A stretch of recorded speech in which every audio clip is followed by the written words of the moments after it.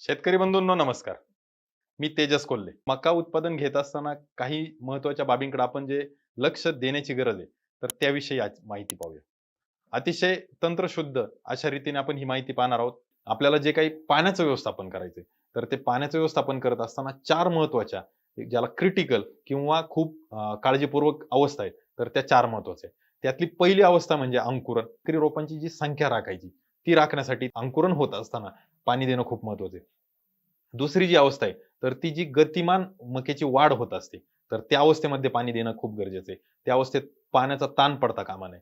परत एकदा मी आपल्याला सांगू इच्छितो, की पाऊस वेळेत नाही पडला, तर हे पाण्याचं नियोजन करायचंय. जर पाऊस वेळेत असेल, तर आपल्याला कुठल्याही पद्धतीने पाण्याचं नियोजन करण्याची गरज नाही. तिसरी जी महत्त्वाची अवस्था आहे, तर ती म्हणजे तुरे लागत असताना किंवा ज्याला आपण फ्लोर अवस्था म्हणतो, तर ते तुरे लागत असताना तिसऱ्यांदा आपल्याला पाण्याचं नियोजन करायचंय. आणि सगळ्यात शेवटी जे कणसामध्ये दाणे भरत असतात, त्यामुळे कणीस लागल्यानंतर एक शेवटचं पाण्याचं नियोजन आपल्याला काळजीपूर्वक करायचंय. या 4 अवस्थांमध्ये जर आपण पाणीची कसर ठेवली नाही किंवा तिथं जर पिकाच्या मुळांच्या कक्षेत ओल ठेवू शकलो, तर आपल्याला मकेच्या बंपर प्रोडक्शन पासून अजिबात कुठल्याही प्रकारचं काळजी करण्याचं कारण नाही. आपल्याला अतिशय चांगलं उत्पादन तिथं मिळू शकतं. मग ह्या पिकाच्या अवस्थेनुसार हे जे पाण्याच्या ज्या काही अवस्था आहेत, तर त्या सांभाळणं खूप गरजेचं आहे. मित्रांनो, मका उत्पादनाच्या पंचसूत्रीतली जी चौथं सूत्र आहे, तर ते म्हणजे अन्नद्रव्याचं व्यवस्थापन. उच्च व्यवस्थापनाचा वाण जर आपण निवडलाय, तर त्यासाठी अन्नद्रव्याचं व्यवस्थापन आपल्याला 3 वेळा करायचंय. जर मध्यमचा निवडलाय, तर आपल्याला 2 वेळा करायचंय. आता यात पण पेरणीपूर्वी जे काही नियोजन आहे, बेसल डोस जे म्हणतो आपण किंवा ज्याला पायाभूत खतांचं नियोजन म्हणतो, तर तो खूप महत्त्वाची भूमिका इथं बजावतो. आता बऱ्याच वेळा शेतकऱ्यांना वाटतं, की आपल्याकडे पाऊस कसा पडेल काय माहीत नाही. मग आपण बियाणं पेरूया आणि त्यानंतर खत वापरूया. तर कृपया असा विचार न करता आपण बियाण्यासोबत खत वापरणं खूप गरजेचं आहे. आपल्याला जर ही शंका असेल, की पाऊस वेळेत पडेल, नाही पडेल, कमी खत वापरा. परंतु बियाण्याचं पेरणी करताना किंवा टोभण करताना खत हे जरूर वापरा.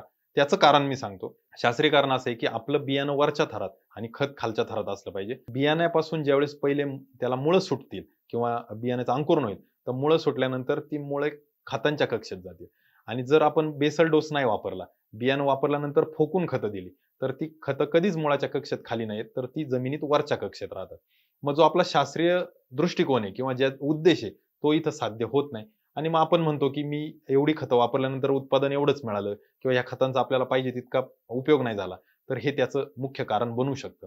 त्यामुळं कृपया आपण साधारणपणे ₹1500 ते ₹2000 प्रति पॅकेटला खर्च करतो. म्हणजे एकरी ₹3000 ते ₹4000 खर्च करतो बियाण्यावर. तर आपण कमीत कमी एखादी बॅग खताची, मग ती अगदी ₹400-500 पासून असेल, तर ₹1000-1200 पर्यंत असेल. ही जरूर वापरा आणि तो बेसल डोस वापरा. आणि जर आपल्याला पावसाची खात्री असेल आणि व्यवस्थित नियोजन करायचं असेल, तर आपण लागवडीच्या वेळेला 25 किलो युरिया, 50 किलो डी आणि 4 किलो भूमिका सोबतच 10 किलो संचार वापरू शकतो. आता संचार वापरण्याची गरज काय? तर सेंद्रिय खत हे मक्याला खूप गरजेचं आहे आणि सर्वच ठिकाणी सेंद्रिय खत मुबलक प्रमाणात उपलब्ध नसतं. काही ज्या शेतकऱ्यांकडे जनावरं स्वतःची घरची आहेत, तर ते वापरू शकतात. साधारण कोणी शेतकरी 1 ट्रॉली, 2 ट्रॉली, अगदी 4 ट्रॉलीपर्यंत प्रति एकर वापरतात. हे सेंद्रिय खत वापरत असताना आपल्याला जोडीला संचार जर वापरलं, तर इथं बायो इनरिच असं हे सेंद्रिय खत आहे. म्हणजे ज्यामध्ये जीवाणू कल्चर आपण टाकलेलं आहे आणि हे खत वापरल्यानंतर जमिनीतले जे उपलब्ध स्वरूपात नसलेले जे अन्न घटक आहे, तर ते पिकाला उपलब्ध करून देण्याचं काम हे संचार करतं. भूमिका वापरण्याचा उद्देश असा आहे, की याच्यात जे मुळाची जी काही सक्रिय आहे, ती वाढवण्यासाठी किंवा मुळं प्रमाण वाढवण्यासाठी हे भूमिका काम करतं. म्हणून आपण इथं भूमिका सुचवलंय आणि नत्र हे जर्मिनेशनसाठी किंवा अंकुरणासाठी नत्राचा वाटा महत्त्वाचा आहे. फॉस्फरस हा जो घटक आहे, तर तो खोड मजबूत बनण्यासाठी त्या फॉस्फरसचा वाटा महत्त्वाचा आहे. त्यामुळे आपल्याला अशा पद्धतीने संतुलित अन्नद्रव्याचा वापर हा लागवडीच्या वेळेला करायचा आहे. दुसरा जो वापर आहे, तो साधारणपणे जे शेतकरी तणनाशक वापरतात, तर तणनाशकानंतर करू शकतात. म्हणजे साधारण 25 ते 30 दिवसात. काही शेतकरी तणनाशक न वापरता बैलांच्या साहाय्याने सरी फोडण्याचं काम करतात. मग तिथं ते शेतकरी सरी फोडत असताना वापरू शकतात. परंतु साधारणपणे ढोबळ हिशोब जर धरला आपण, तर 30 दिवसाच्या आसपास आपल्याला हा दुसरा खतांचा डोस वापरायचा आहे.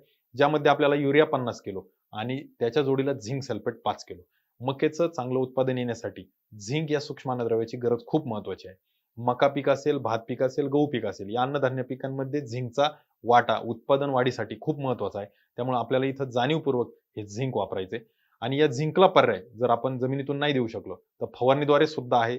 जसं की ॲग्रोस्टारचं झिंक 39.5% वालं ऑक्साईड फॉर्म मधलं तेही फवारणीद्वारे आपण वापरू शकता. त्यानंतर तिसरा जो खतांचा मात्रा आहे, तर ते मक्याला तुरे लागल्यानंतर म्हणजे साधारण 60 दिवसाच्या आसपास हा तिसऱ्यांदा आपल्याला वापर करायचा. तिसऱ्यांदा जो डोस वापरतो आपण, यामध्ये आपल्याला युरिया 25 किलो, पोटॅश 25 किलो आणि बोरॉन हे जे सूक्ष्म अन्नद्रव्य तर त्याचाही वापर करायचा आहे. जर आपण जमिनीतून देत असाल तर 1 किलो बोरॉन आपण देऊ शकता आणि जर फवारणी करत असाल तर 1 ग्रॅम प्रति लिटर न्यूट्रिप्रो बोरॉन याची फवारणी आपण करू शकता.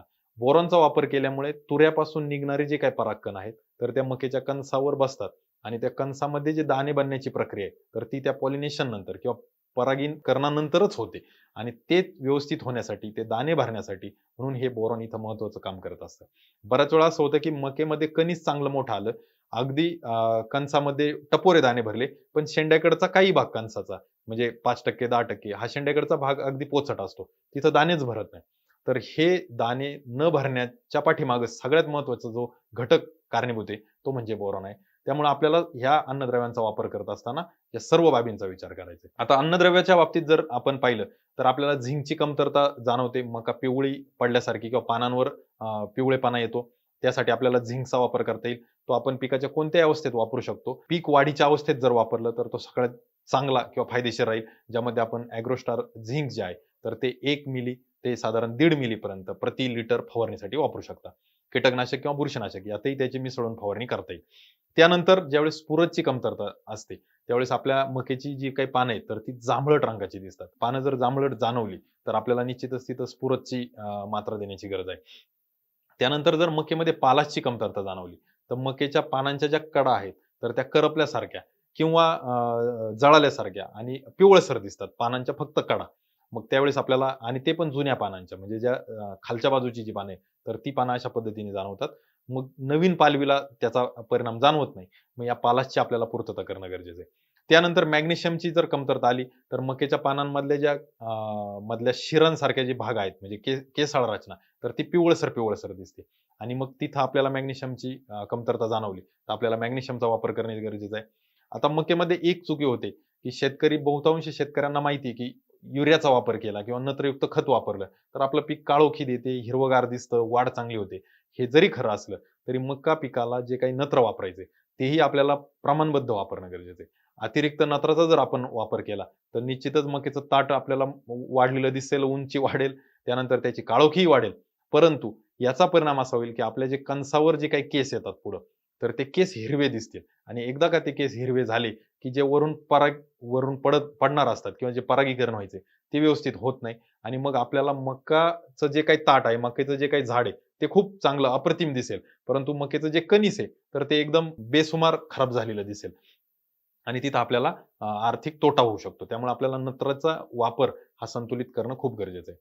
तर अशा पद्धतीने आपल्याला या अन्नद्रव्यांचा संतुलित वापर करायचा आहे आणि पंचसूत्रीमधलं हे जे महत्त्वाचं चौथं सूत्र आहे, तर हे अन्नद्रव्याचा वापर हा आपण काळजीपूर्वक करणं गरजेचं आहे.